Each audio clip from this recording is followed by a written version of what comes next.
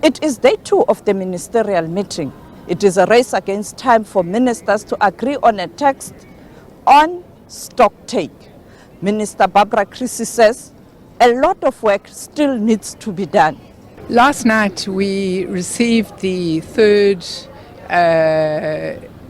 edition of the Global Stocktake text, and today myself and Minister Jorgensen are meeting the different negotiating groups one by one to find out their views on the draft text.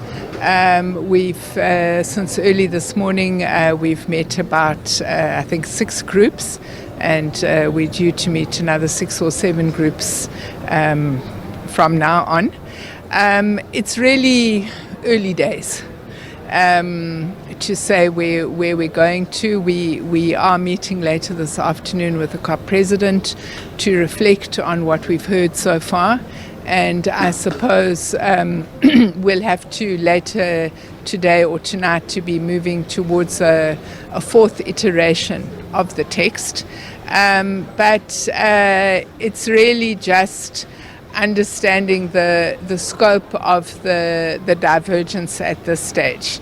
We're not yet at the point of reaching different landing zones. Earlier on, the minister was at the South African Pavilion. The Montreal Protocol is complicated, and there are many things in that protocol.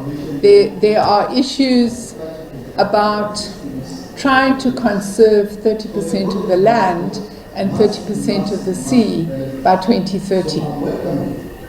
Now that is very important, and it relates to the climate change objective, because what we understand is that reducing current emissions is one thing, but part of what we're dealing with is 200 years worth of emissions that are the result of the whole history of industrialization. And those emissions are not going anywhere. Those are the emissions that are creating the current temperature increase.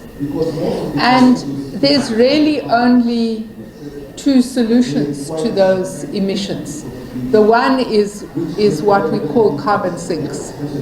So that is why the question of trying to preserve in its existing natural form 30%, the remaining 30% of the land that is not being utilized, or else to restore land to the equivalent of 30%.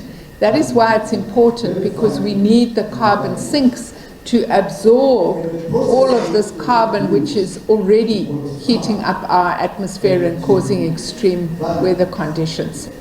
And of course we know that the sea is a very important carbon sink, so we have to make sure that we are also conserving that potential.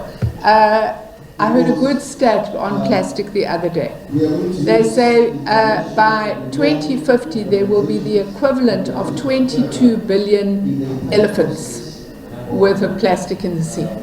It is expected that the president of COP will later today meet with all delegates who are responsible for the talks. Sophie Mokoena, SABC News, Dubai.